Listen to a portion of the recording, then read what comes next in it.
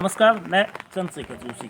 देवभूमि today में आपका स्वागत है। आज 21 अगस्त को देश भर में अनुसूचित जाति जनजाति संगठनों की ओर से भारत बंद है और इस बंद को बहुजन समाज पार्टी सहित कई राजनीतिक दलों का समर्थन है। बंद की एक खास वजह है कि 1 अगस्त को सुप्रीम कोर्ट का एक आदेश आया। 7 जजेस की बेंच ने 6-1 से एक फैसला दिया।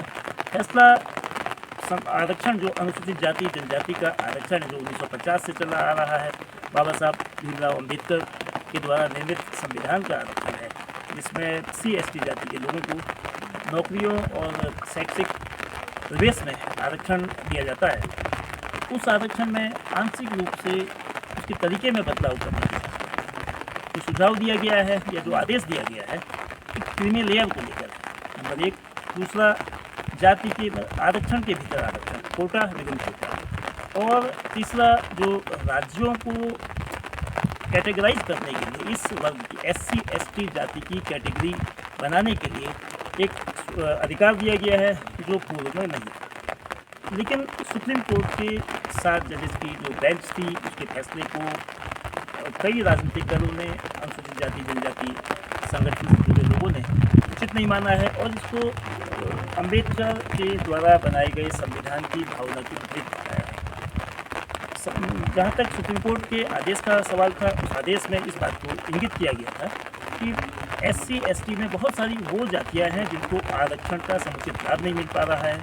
ऐसे लोगों को आरक्षण के भीतर आरक्षण देकर उनके साथ जो अन्याय हो रहा है या वो जो आगे आने से जो वंचित हो रहे हैं उसका लाभ मिले।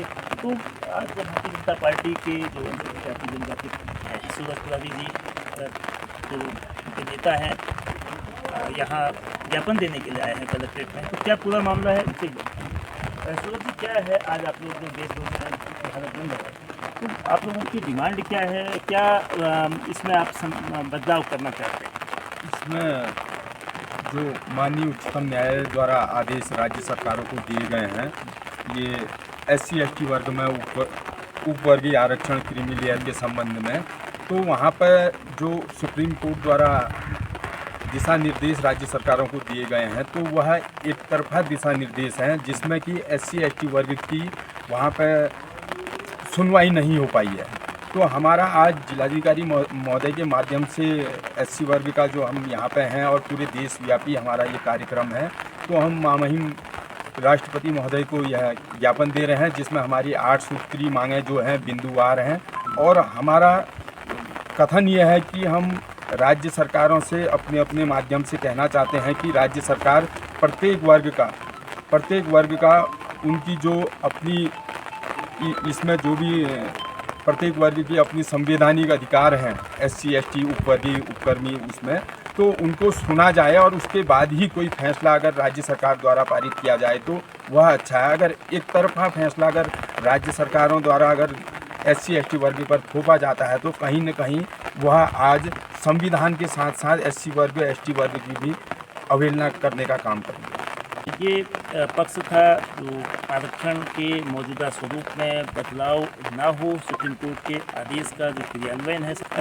आरक्षण की जो मूल धारणा है कि वंचित जाति के लोगों को जो उनके साथ एक सदियों से, एक लंबे समय से जो अन्याय हुआ है उसका प्रतिकार है, उनको बराबरी का हक मिले, ये सभी चाहते हैं और भारत के संविधान में ये व्यवस्था है। लेकिन 1 अगस्त के फैसले को कई राजनीतिक दल, बहुजन समाज पार्टी की ओर से आज इस आंदोलन को, जो भारत बंद का मूवमेंट है, उसको समर्थन दिया गया है और भारतीय जनता पार्टी भी इसमें जो बीच का रास्ता निकालने का। बहरहाल आगे जो भी हो, लेकिन ये है कि अन्याय किसी के साथ ना हो और उस जाति को जो अनुसूचित जाति जनजाति में पीछे है उनको भी आगे आने का मौका मिलना चाहिए। साथ ही संविधान की जो भावना है, बाबा साहब अम्बेडकर के संविधान की जो भावना है वो भी बनी रहे। और जहाँ तक क्रीमी लेयर का है, वो OBC अदर बैकवर्ड कास्ट है, उसमें इस वक्त 8 लाख रुपये सालाना की इनकम की लाइन खींची गई है। उससे अधिक आमदनी वालों को OBC के आरक्षण का लाभ नहीं मिलता है। इसी तरह के मैकेनिज्म डेवलप करने की कोशिश इस आरक्षण के जरिए भी SC/ST में क्रीमी लेयर का प्रावधान लाने की जो कोशिश है, उसका इस समाज के अधिसंख्यक लोगों के द्वारा विरोध किया जाता है।